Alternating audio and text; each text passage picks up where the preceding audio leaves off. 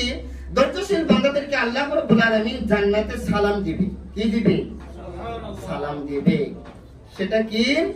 সালামুন আলাইকুম বিমা সাবারতুম ফানি'মা উকবাত-দার। যখন জান্নাতীরা জান্নাতে যাবে, গোটা জান্নাতের এই সমারোহ, এই রব এই যে একটা আবেশ আমেশ, এই যে একটা প্রফুল্লতা, এই যে একটা চিত্তাকর্ষক নয়নাভিরাম, এরপরে দৃষ্টিনন্দন পরিবেশে গোটা জান্নাতের মালাইকা এক যুগে বলবে সালামুন আলাইকুম, সালামুন আলাইকুম বিমা সাবারতুম ফানি'মা উকবাত-দার। যারা এই পৃথিবীর বুকে দিন বাস্তবায়নের ক্ষেত্রে ধৈর্য দান করেছ, আমাদের পক্ষ থেকে তোমাদের জন্য সালাম। তারা বলতেছে ফানি'মা, কতই না উত্তম, উকবাত-দার, ধৈর্যশীলদের বাসস্থান। এশিয়া মহাদেশের অত্যন্ত আকর্ষণীয় সিটি হবে পূর্বাচল সিটি। এখানে 3 কাঠা 5 কাঠার একটা প্লট রাখতে পারলে নিজেকে ধন্য মনে করা হয়, তাই না?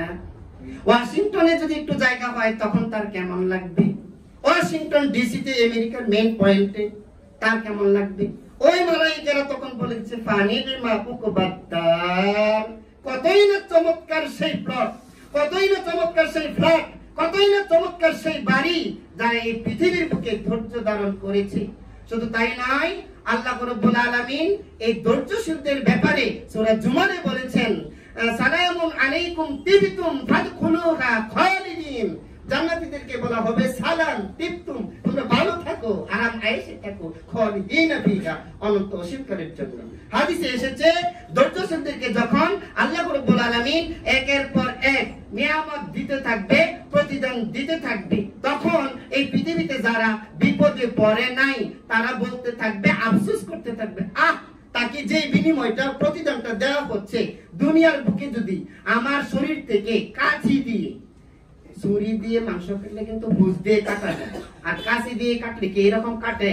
কাঁচির দাঁত আছে না, ওই যে দায়ের কাস্তি, ঘাস কাটার কাস্তি, এটা দিয়ে কাটা আর ছুরি দিয়ে কাটা, 2 কাটা কি সমান? ওই যারা ধৈর্য ধরে নেই তারা বলবে, দুনিয়ার বুকে আমাকে যদি কাঁচি দিয়ে আমার শরীর থেকে মাংসগুলি আলাদা করা হতো। সুবহানাল্লাহ। শুধু তাই নয়, ধৈর্যের ব্যাপারে আল্লাহ রাব্বুল আলামিন 2 নম্বর সূরা বাকারা 214 নম্বর আয়াতে আল্লাহ রাব্বুল আলামিন বলেন, আম হাসিবতুম আন তাদখুলুল জান্নাতা ওয়ালাম্মা ইয়াতিকুম মাতালুল লাযীনা খালাউ মিন ক্বাবলিকুম মাসাতহুমুল বা'সাউ ওয়াদ-দাররাউ ওয়া যুলজিলু হাত্তা ইয়াকুলার রাসূলু ওয়াল লাযীনা আমানু মা'আহু মাতা নাসরুল্লাহ আলা ইন্না নাসরাল্লাহি করিব। আম হাসিবতুম আন তাদখুলুল জান্নাত, তোমরা কি ভাবিয়েছো তো জান্নাতের দরজা খুলে থাকবে আর দৌড় দিয়ে গিয়ে প্রবেশ করবে? অথচ তোমাদের উপরে এখনো সেই কঠিন অবস্থা আসে নাই, যে কঠিন অবস্থা আগেকার রাসূল, নবী এবং তাদের সাথীদের উপর এসেছিল। তাদের উপর কি এসেছিল? মাসাতহুমুল বা'সাউ ওয়াদ-দাররাউ, তাদের পায়ের নিচের মাটি কেঁপে গিয়েছিল। এই সমাজে আর থাকতে পারবো না, বাড়ি ভিটে বাটি পৈতৃক সম্পত্তি সব থেকে বঞ্চিত হয়ে হিজরত করে ঈমান টিকানোর জন্য আসহাবে কাহফের মতো কোথাও মনে হয় আশ্রয় নিতে হবে। মাসাতহুমুল বা'সাউ ওয়াদ-দাররাউ, ওয়াদ-দাররাউ, তাদেরকে অভাব অনটন ঘায়েল করেছিল। ওয়া যুলজিলু হাত্তা ইয়াকুলার রাসূলু আল্লাযীনা আমানু মা'আহু, রাসূল এবং সাথে লোকগণ এক পর্যায়ে বলতে বাধ্য হয়েছিল, মাতা নাসরুল্লাহ, আল্লাহর সাহায্য কখন আসবে? আল্লাহ তখন বলে দিয়েছেন, আলা, জেনে রাখো, ইন্না নাসরুল্লাহি করিব, নিশ্চয়ই আমার সাহায্য অতি নিকটে। সুতরাং আমাদেরকে চতুর্দিক থেকে অভাব অনটন দারিদ্র মামলা হামলা গুম খুন ক্রসফায়ার হুমকি ধমকি জীবন নাশের ভয়, আমাদের জন্য আয়না ভবন এবং হাওয়া ভবন, আমাদের জন্য কাশিমপুর কারাগার, কেন্দ্রীয় কারাগার, ফাঁসির সেল, আগুনের পাহাড়, নানান কিছু বৈদ্যুতিক সব কিছু দিয়ে আমাদেরকে গণতান্ত্রিক পথ থেকে গণতান্ত্রিক পথ না ধরার কারণে ভয় দেখাবে। বাঁচতে চাইলে এই পথ ধরতে হবে, না শিখাতে চাইলে এই পথ ধরতে হবে। এই রাষ্ট্রে বাস করতে হলে, জমি কিনতে হলে, বিক্রি করতে হলে, বিয়ে করতে হলে, ব্যবসা করতে হলে এই গণতান্ত্রিক পথকে আঁকড়ে ধরতে হবে। আর যদি না ধরা হয় তাহলে চৌকিদার পাঠিয়ে, পুলিশ পাঠিয়ে, যে কোনো স্থানে থাকা হোক না কেন, মাটির নিচে থাকলেও ধরে আনা হবে, সমুদ্রে ডুব দিয়ে থাকলেও ডুবুরির মাধ্যমে ধরে আনা হবে, মঙ্গল গ্রহে থাকলেও ওইখান থেকে রকেট পাঠিয়ে ধরে আনা হবে। হাজারো ভয় আর ভীতি, আতঙ্ক আর হামলার মামলা দেখানোর পরে আমরা যারা টিকে থাকতে পারবো, আমরাই ফেরেশতাদের সালাম পাবো, আর আমরাই আল্লাহ রাব্বুল আলামিনের ওই ঘোষণা মোতাবেক আমাদের উপর সাহায্য আসবে। সুতরাং কোন তগুত সরকার, কোন তগুত রেপ বাহিনী, পুলিশ বাহিনী, সেনাবাহিনী, ফেরাউনের বাহিনী, ভারতের বাহিনী, ইসরায়েলের বাহিনী এই পৃথিবীর কোন ইমানদারদেরকে ধৈর্যের পথ থেকে, ইমানের পথ থেকে, ইসলামের পথ থেকে ফিরাতে পারবে না। আমরা বলে দিয়েছি, ইন্নাল্লাযীনা ক্বালু রাব্বুনাল্লাহ সুম্মা ইসতাকামু, পৃথিবীর সমস্ত বিপদ মারিয়ে আমরা আল্লাহর দিকেই চলে যাব। কেউ আমাদেরকে ঠকাতে পারবে না। কথা কোন ঠিক কিনা? কেউ আমাদেরকে ঠকাতে পারবে না। আমরা কি বাংলাদেশের সংবিধানের উপর ঈমান এনেছি? আমরা ঈমান এনেছি মহাগ্রন্থ আল কোরআনের উপর। আমি কি লেনিন, কার্ল মার্কসের মতো মানুষকে আদর্শ হিসেবে গ্রহণ করেছি? মুজিবুর জিয়াউর রহমানের মতো কাউকে আমরা আদর্শ হিসেবে গ্রহণ করেছি? অসম্ভব ব্যাপার। আকাশের মালিকের উপর ঈমান এনেছি। অসম্ভব ব্যাপার। সর্বকালের, সর্বযুগের সর্বশ্রেষ্ঠ মহামানব উসওয়াতুন হাসানাকে গ্রহণ করেছি। তোমাদের এই বন্দুকের সুর দিয়ে আমাদেরকে এই অবস্থান থেকে ফেরাতে পারবে না। জাতি সেদিকে যাচ্ছে। আগামীর দিন বিশ্ব শাসিত হবে আল্লাহর ফরমান দিয়ে। লা শাক্কা ফীহি ওয়ালা রাইবা ফীহি, দেয়ার ইজ নো ডাউট। কথা কোন ঠিক কিনা?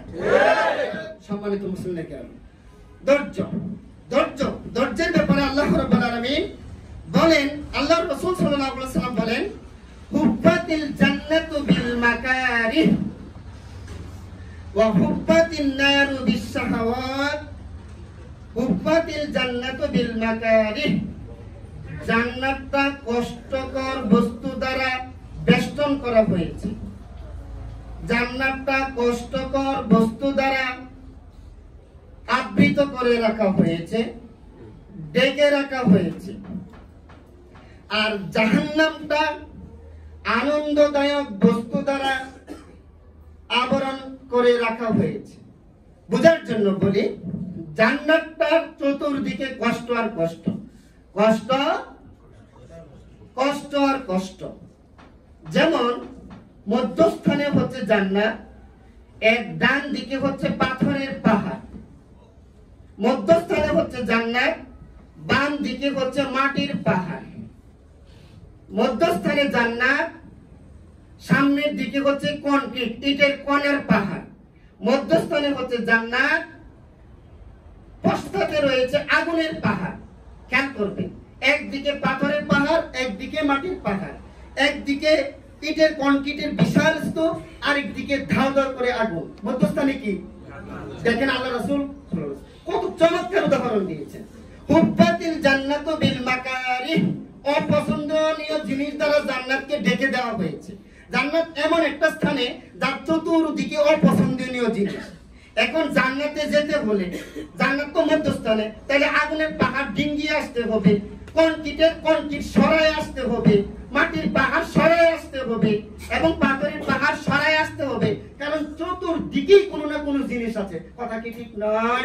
তাহলে জান্নাতে যেতে হলে অত্যন্ত কঠিন, অত্যন্ত ধৈর্য, অত্যন্ত মজবুত আমল দিয়ে এই জীবনকে, এই পার্থিব জগৎকে ঠিক আল্লাহ রাব্বুল আলামিনের সন্তুষ্ট আর আল্লাহর বানানো জান্নাতকে পাওয়ার জন্য তামাম পৃথিবীর যত কষ্ট, দুঃখ, লাঞ্ছনা, গঞ্ছনার বঞ্চনা, আপদ আর সমালোচনা সব সানন্দ চিত্তে মাথা পেতে ইমানদারদের মাথা দিতে হবে। কথা কি ঠিক নয়?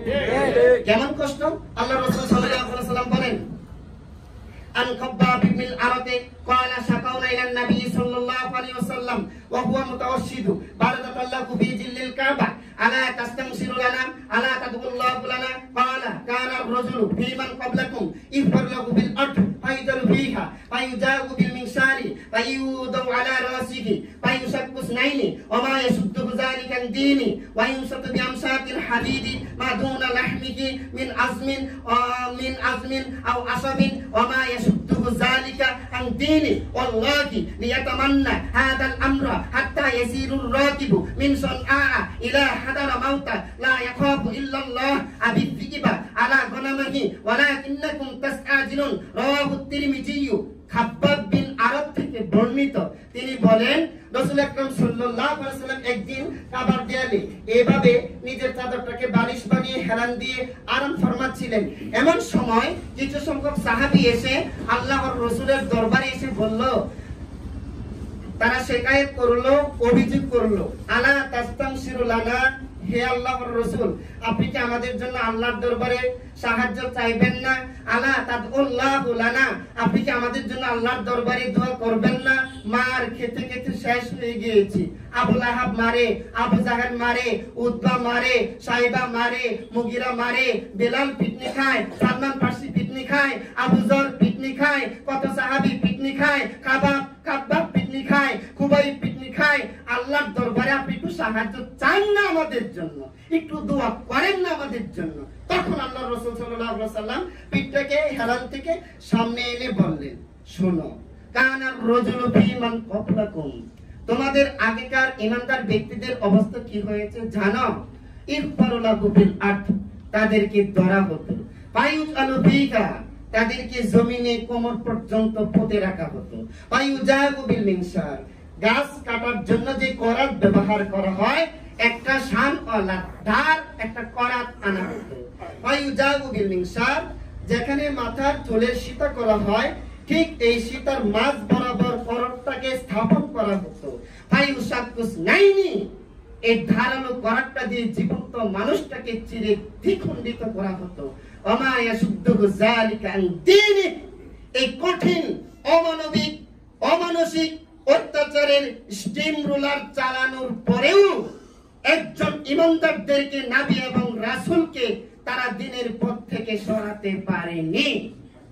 Not only that, ওয়ায়ুমসাতু বিআমসাতিল হাদিদ মা দুনা লাহমিহি মিন আজমিন আও আসাবিন ওমা ইয়াসুদ্দুহু যালিকা আন দীনি, তাদের জন্য লোহার দাঁতওয়ালা একটা চিরুনি আনা হতো, ওই যে আশ্রা দেয় যে মই, ওই রকম একটা আশ্রাওয়ালা ফালওয়ালা এইরকম লোহার চিরুনিওয়ালা একটা করাত এনে তাদেরকে চিরে দ্বিখণ্ডিত করে তাদের শরীর থেকে এই গোশত মাংসগুলি আলাদা করা হতো। রাসূল বলেন, ওমা ইয়াসুদ্দুহু যালিকা আন দীনি, এই কঠিন অত্যাচার করার পরেও দ্বীনের একজন দায়ীকে, ঈমানদার ব্যক্তিকে, ধৈর্যশীল বান্দাকে দ্বীনের পথ থেকে সরাতে পারেনি। আল্লাহ রাব্বুল আলামিনের হাবিব বলেন, আল্লাহি, আল্লাহর নামের কসম করে বলি, লিয়াতামান্না হাদাল আমরা হাত্তা ইয়াসিরুর রাকিবু মিন সানআ ইলা হাদারা মাউতা লা ইয়াকাফু ইল্লাল্লাহ আবিযিবা আলা গনামিহি ওয়ালাকিন্নাকুম তাসতাজিলুন, ছিঁড়ে ফেলতে পারে, দ্বিখণ্ডিত করতে পারে, খাব্বাবকে মারতে পারে, খুবাইবকে মারতে পারে, বিলালকে আগুনের অঙ্গারের উপর রাখতে পারে, চিরে দ্বিখণ্ডিত করতে পারে, সবকিছু করতে পারে। যদি এই হাদিস থেকে আমরা যারা শাইখ রয়েছি, মুফতি রয়েছি, ইসলামী স্কলার রয়েছি, বিভাগীয় মসজিদের খতিব রয়েছি, জেলা পর্যায়ের খতিব রয়েছি, বড় বড় মাদ্রাসার মুহতামিম রয়েছি, বাংলাদেশের 68,000 গ্রামের একটা গ্রামের একজন ঈমানদার যদি ঠিক এই অবস্থানে এই আয়াতগুলি যদি আমরা রক্ত দিয়ে গ্রহণ করতাম আর ঈমান দিয়ে গ্রহণ করতাম, এই দেশে সুদ চলতো না, ঘুষ চলতো না, মদ চলতো না, গণতান্ত্রিক আইন চলতো না, মানুষের বানানো আইন চলতো না, এমপিদের মাতব্বরি চলতো না, সংসদের হুমকি ধমকি চলতো না। আযানের মাধ্যমে, ইমামের মাধ্যমে এই জাতির নেতৃত্ব ইমামরা, খতিবরা, শাইখরা, মুফতিরা দিত। সুতরাং আমরা এই পর্যায়ে ঈমান না আনার কারণে তারা আমাদের মাথার উপর জেঁকে বসেছে, যার কারণে আমরা সমাজটাকে সুন্দর করতে পারছি না। আবার ধৈর্যশীলের পরিচয় দিয়ে ওই অবস্থানে যেতে হবে। আর তখন ইন্নাল্লাহা মা'আস সাবিরিন, তখন আল্লাহ আমাদের সাথে থাকবে। কথা কি ঠিক নয়? আমরা ছেড়ে দিয়েছি। মাদ্রাসা বাড়াও, ছাত্র বাড়াও। আরে বেটা, মাদ্রাসা বাড়ালে কি হবে? তোমার মাদ্রাসা যে ছাত্র পড়ে যে কোনো মূল্যে সুদের সাথে জড়িত, তোমার মাদ্রাসা যে ছাত্র পড়ে প্রত্যেকটা দাওরায়ে হাদিসের ছাত্রের কাছে মোবাইল আছে, অনিচ্ছাকৃত থাকা সত্ত্বেও ব্লু প্রিন্ট, নেটলেট পিকচার তার চোখের সামনে আসতেই থাকে। কি হবে এই মাদ্রাসা দিয়ে যদি নেট জগৎ সরকারিভাবে কন্ট্রোল না করা হয়? কি হবে বড় বড় মসজিদ দিয়ে যদি সোনালী রূপালী ব্যাংক যদি বন্ধ না করা হয়? কি হবে এই সমস্ত ঈমান আর আকীদা দিয়ে, যে ঈমান আর আকীদা দিয়ে এই দেশের বাহিনীর সামনে দাঁড়াতে পারলাম না, যে ঈমান আর আকীদা দিয়ে এই দেশের সেনাবাহিনীর সামনে দাঁড়াতে পারলাম না, জবাব একদিন আল্লাহর দরবারে বিশেষ করে আলেমদেরকে দিতে হবে। কথা কি ঠিক নয়?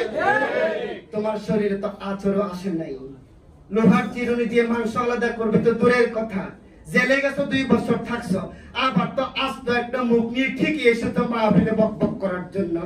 জেলে গিয়েছো ঠিকই আছে, আঙ্গুল তো 10টাই আলাদা রয়েছে, জেলে গেছো ঠিক আছে, আবার তো অবিরাম গতিতে মাদ্রাসা চলছে। তার মানে এই দেশের তগুর শাসকদেরকে, তগুর সেনাবাহিনীদেরকে ওই মানের দাওয়াতটা আমরা এখনো দিতে পারি নাই। কথা কি ঠিক নয়? দাওয়াত দিলে আবার অবস্থা এরকম থাকে কি করে? প্রিয় উপস্থিতি, তাহলে ধৈর্য ধরতে হবে। ধৈর্যশীলদের সাথে আল্লাহ ছিলেন, আছেন, ভবিষ্যতে দেখেন এই আয়াতটা কখন এসেছে? যখন ইউনূস আলাইহিস সালাম মাছের পেটের ভিতরে গিয়েছিল, আল্লাহ রাব্বুল আলামিন তো ইউনূস আলাইহিস সালাম আল্লাহর পবিত্রতা ঘোষণা করলো, লা ইলাহা ইল্লা আনতা সুবহানাকা ইন্নী কুনতু মিনাজ জালিমিন। লা ইলাহা, আল্লাহ ছাড়া কোনো শাসক নাই, আইনদাতা নাই। প্রথম ঘোষণা হচ্ছে ইলাহা নাই। ইলাহা মানে সর্বময় ক্ষমতার অধিকারী আর কেউ নাই। দেখেন আকীদার মেইন পয়েন্টটা, ঈমানি চেতনার মেইন জায়গাটা, কেউ নাই আল্লাহ ছাড়া। সুবহানাকা, আপনার পবিত্রতা ঘোষণা করছি, লা ইলাহা ইল্লা আনতা সুবহানাকা ইন্নী, নিশ্চয়ই আমি কুনতু মিনাজ জালিমিন, নিজের উপর জুলুম করেছি। জুলুমটা কি?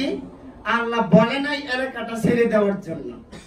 ইউনূস আলাইহিস সালাম বিরক্ত হয়ে সমাজবাসীর আচরণে ক্ষিপ্ত হয়ে, যা এই সমাজ আর থাকতামই না, এমনে বুঝাই বুঝ মানে না, এমনে বলি কানে শোনে না, এমনে চলার কথা বলি চলে না, আমি ইউনূস থাকবো না। আল্লাহর হুকুম ছাড়াই চলে যাচ্ছিল। তখন এই অবস্থা ঘটেছে। তখন ইউনূস আলাইহিস সালামকে রক্ষা করে আল্লাহ একটা কথা দিয়ে দিয়েছেন। ইবনে তাইমিয়া এই ব্যাপারে একটা বই লিখেছেন, মুশকিল আহসান। বইটা পড়ে কত যে কাঁদছি আর কত যে ভালো লাগছে, হৃদয় থেকে মানে ডুকুরে ডুকুরে কান্না আসছে আর সুবহানাল্লাহ আলহামদুলিল্লাহ আসছে।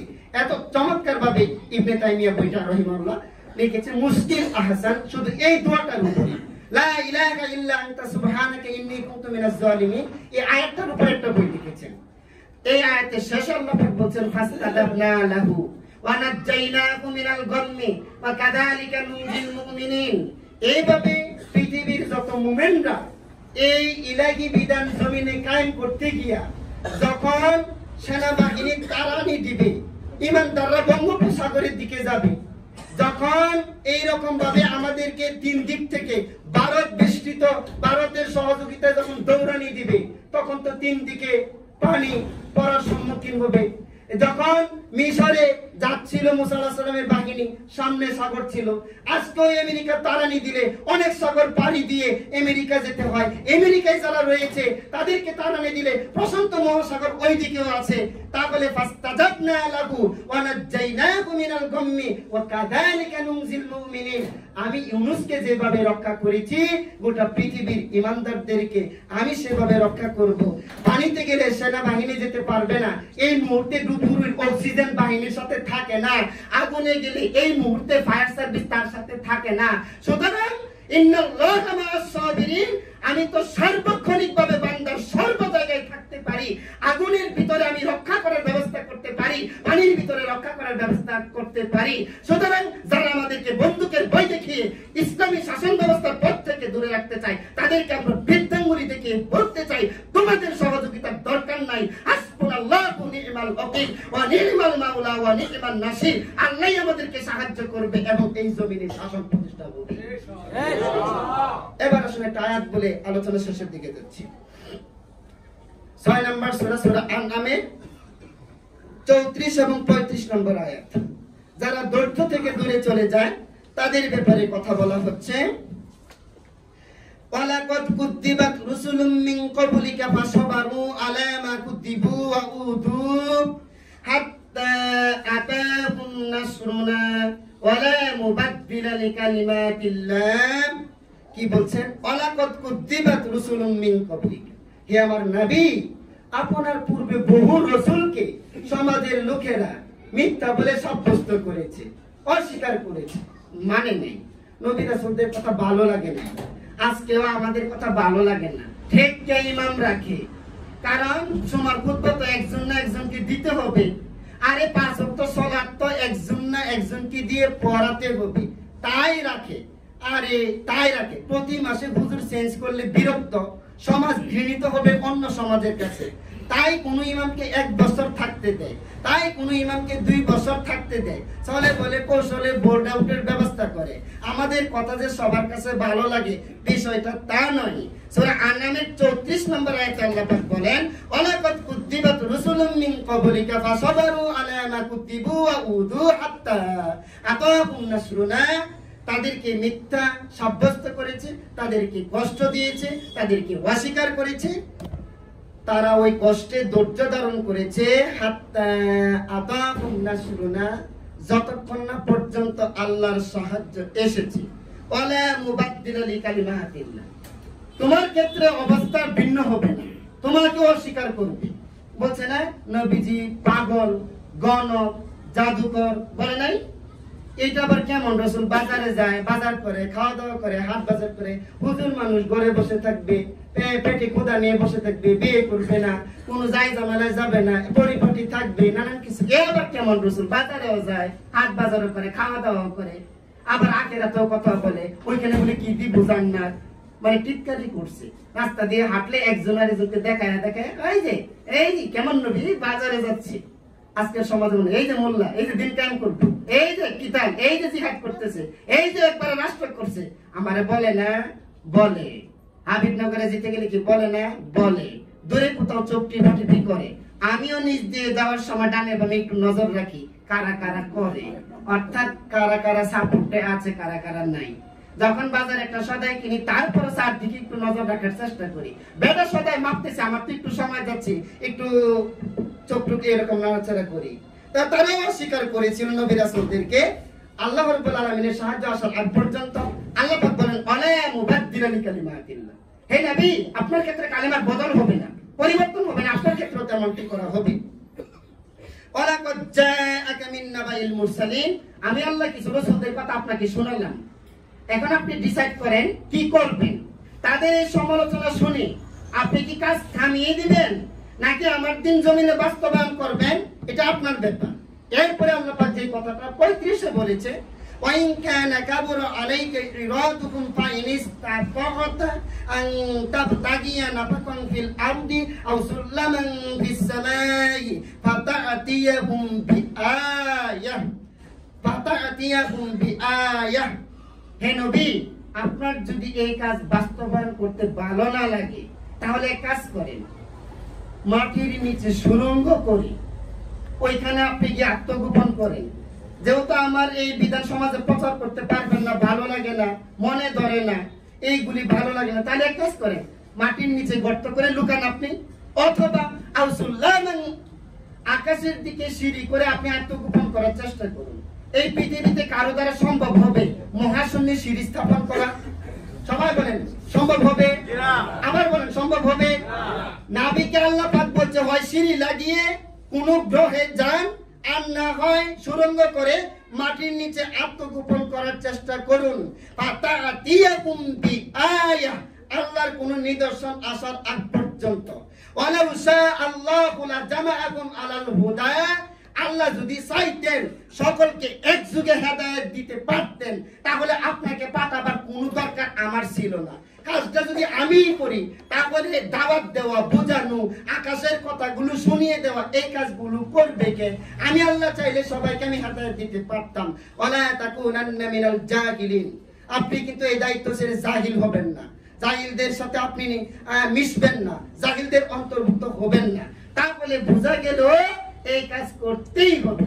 যারা আমাদেরকে ভয় দেখায়, ভীতি দেখায়, এই করব সেই করব, তালিকা হচ্ছে, সামনে দল গঠন হলে, রাষ্ট্র আসলে মোল্লারা যেভাবে লাফালাফি করতেছে, আবার নতুন করে জটিল থেকে জটিল অবস্থানে নিয়ে যাওয়া হবে, কঠিন থেকে কঠিন অবস্থানে নিয়ে যাওয়া হবে।